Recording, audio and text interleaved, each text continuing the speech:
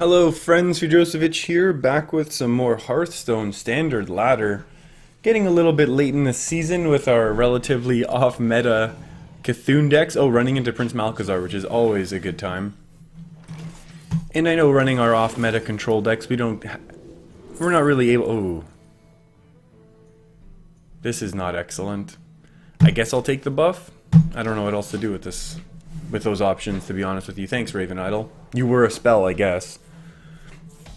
But I know that playing these off-meta decks, and especially because I'm basically going to be sticking with control, or at least mid-range decks, that we will be running into not great ranks even by the end of the month, unless somehow I magically have tons and tons of times to play, which I probably never will. What's going on here?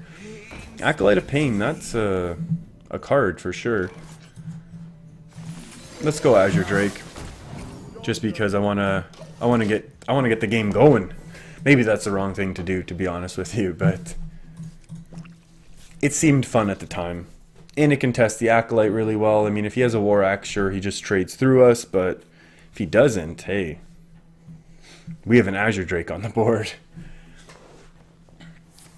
Ooh, that's kind of actually decent for us. So I'm assuming then his deck is going to be basically very heavy control and cycle. And with that in mind,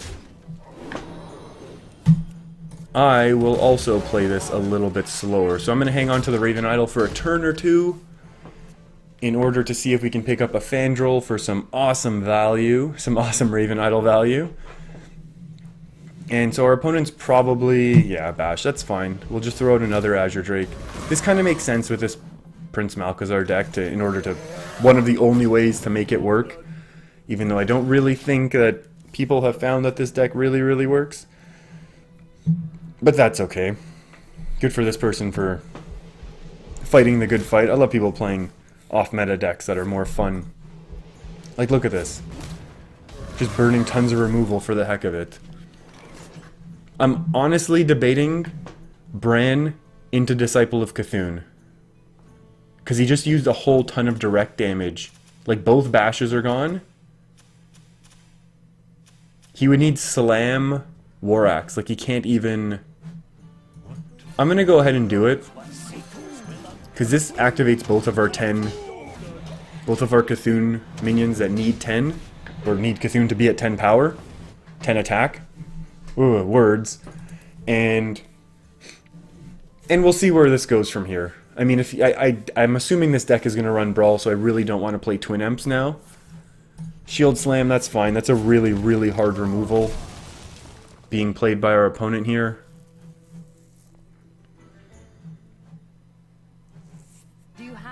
Elise, wow, our opponent is playing tons and tons of random fun stuff, which is cool. I dig it. I really do. It's just... Oh, there's our C'Thun. We want that to get a little bit bigger, don't we? How are we going to do this now? I feel like we almost need to save the Raven Idol now that we've lost the... I wonder how bad is Brawl if I play Twin Emps now, right?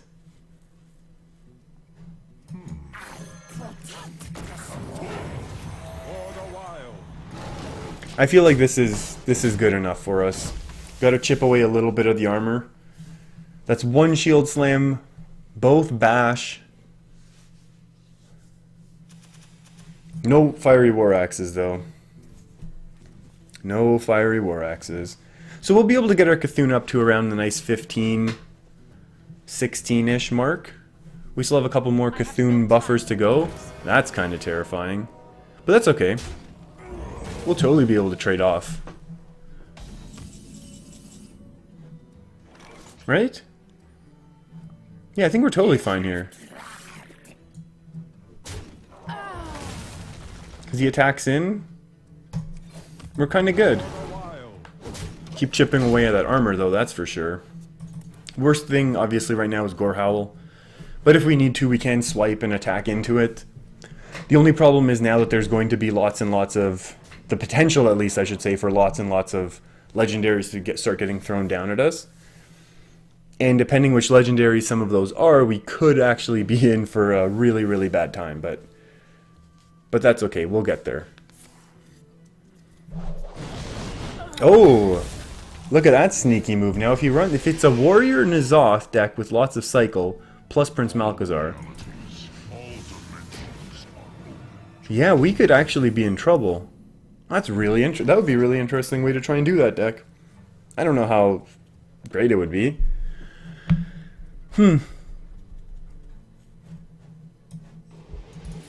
Problem swipe isn't even good because I have to swipe and Living Roots, which is 5 mana, and then I'm not able to nourish. I'm basically stuck hero powering. I don't want to play Twin Imps into these cards, into a Malchezar. What to do? I could swipe Living Roots. I feel like that's super weak though. And even drawing right now, you know what? I feel like maybe I need to though. I mean, this is not a Malagos. Oh, why didn't I hero power? Talking. I feel like because this isn't Malagos that we kind of can use our Living Roots a little bit more like that for removal. Yeah. That's excellent. We do have a Mulch in the deck. Somewhere. C'Thun is not going to do nearly enough right now. That was created by Prince Malchezar. Fantastic. We could Raven Idol. That's 4 attacks in. Kills one, kills the other. Then I still need to do Disciple of C'Thun plus Living Roots next turn. That's almost a play. Or should we Raven Idol first to see what we get? I think we should Raven Idol now, because we're going to have to Twin Imps otherwise. Which will be kind of sad for me. 1,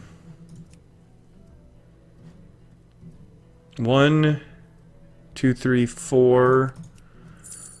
4 plus 3 is 7, but then I set myself up to take another 6 damage. 6 plus 8 is going to be 14. I'll sit around 20.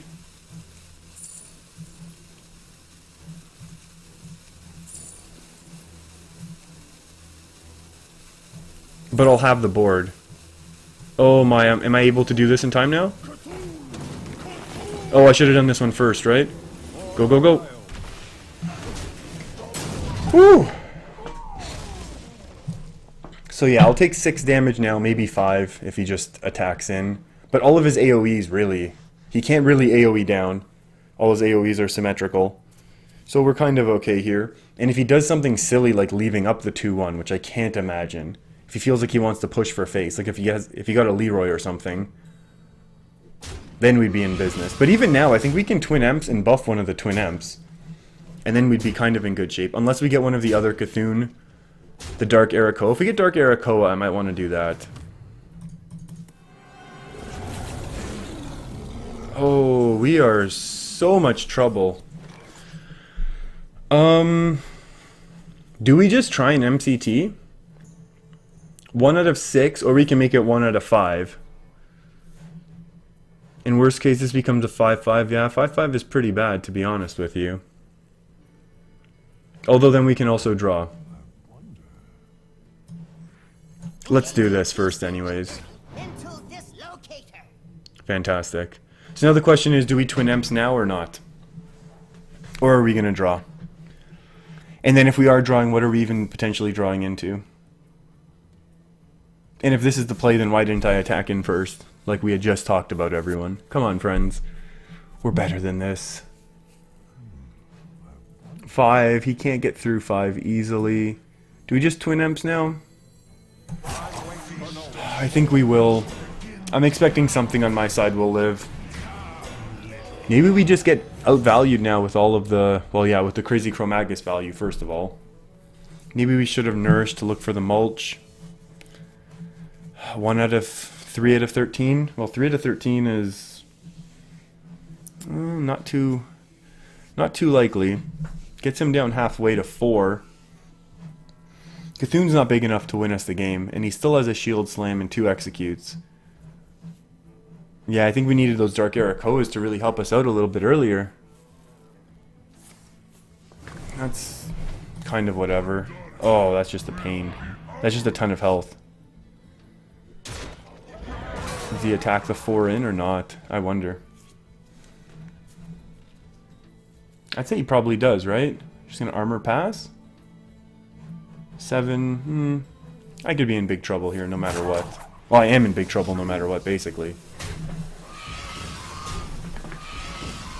Fiery War Axe? No, huh? Wow.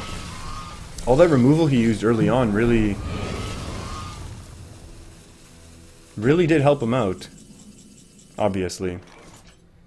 Hold on, how can we do this? We can easily punch through now with Mark of the Wild, right? Now we can draw. Holy moly. Okay, so what we'll do is we'll Mark of the Wild. This goes to a 6/3. We use Mind Control Tech to punch through here. We have to leave up the Ravaging Ghoul. We don't have, well, we do right now at least. So because of that play, we're going to go ahead and draw first. More draw, that's fine. Even more draw. Oh, there's a card. Wonder if there's another way to do this. No, this is okay. Leave up the big unit. So much pain. Well, actually, this would have had more health. Still would have died, but that's okay. There we go. Now we play a nice 3/4. Buff that up. That's going to become 14, 15, 16. Maybe we play it at 16. Although maybe we need it fully buffed up to even have a chance. Because we are going to have to push for some lethal damage here soon. Which I don't know how much more we actually have in this deck, to be honest with you. We still have Rag. Rag's pretty cool. Oh boy. Rafam, why are you doing mean things to me, friend? Quite simply, why are you being... What's he debating? Oh, is he debating the 10? Is he debating the 10? Don't you just always take Flood the board? I wonder. Is he actually going to try and OTK me here? With one of the 10 mana? With the 10 damage cards? The ancient one. If that's the case, I feel like we just need to do it this way. And if he does flood the board, I think this is also strongest against him flooding the board. Because now we'll have 17, 20, 28 damage, potentially, at least. I wonder if this deck could fit Arcane Giants. I wonder what I'd have to cut. I have to cut a Rag. I don't like that. I like having Rag in this deck. Yeah, if he takes that out, that's okay. That works for me. It's obviously not good for me, but it's okay. I'll live. Interesting. There's a good chance one of these two survives, isn't there? Yeah. I mean, he did a bit of face damage, right? But It's coming. do I want to draw anymore? The question is now, can I be afraid of drawing more? And the answer is obviously not. Because I'm going to lose anyways if this goes any farther. Because I'm way behind on fatigue to start the game. I have a bunch of draw in this deck. 17. He goes to 10. So we don't have lethal next turn. We have one more Dark Arakoa in the deck. One more Twilight Elder. And those are the only buffs left for C'Thun. So we're not looking too great, but we do have a Mulch. We could top deck a Mulch now. We're very close to top decking a Mulch, actually. So potentially whatever he plays just gets mulched, and then we go face really hard. And we have Wrath if he just plays some of his small things, expecting to just stall out a little bit longer. Maybe he just really wants to stall out longer. Morax, is he just going to attack in and execute? Unfortunately, he has a weapon up now. So it's basically Dark Arakoa next turn or bust, right? Twilight Elder's actually a pretty good answer to Fiery War Axe. And it goes to 18 for my C'Thun. The only thing is I have no reach beyond C'Thun, because I've played both Living Roots, I've played both Raven Idols. Wrath can't go face. Disciple of C'Thuns have been played. Oh, that's tough. That's kind of tough for me. Use your execute. 18 Dark Arakoa. Oh my goodness, that's what he got 2 of?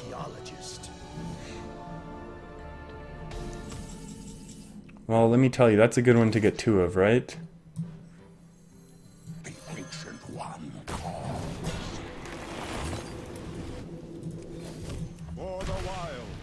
Well, we got a chance now, I guess, technically, right? There's a mathematical chance. Although, if he had flooded the board both times, I would have lost. Like, this would be a loss for sure if he had flooded the board the first time. If he just attacks in, I'm okay. Like, if all he does is deal 10 damage, I can still kill that. C'Thun sometimes kills that, actually. Not always. No, that's not fair. Not always.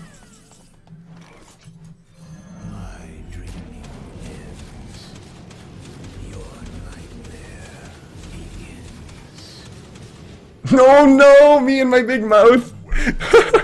Well played. Well played.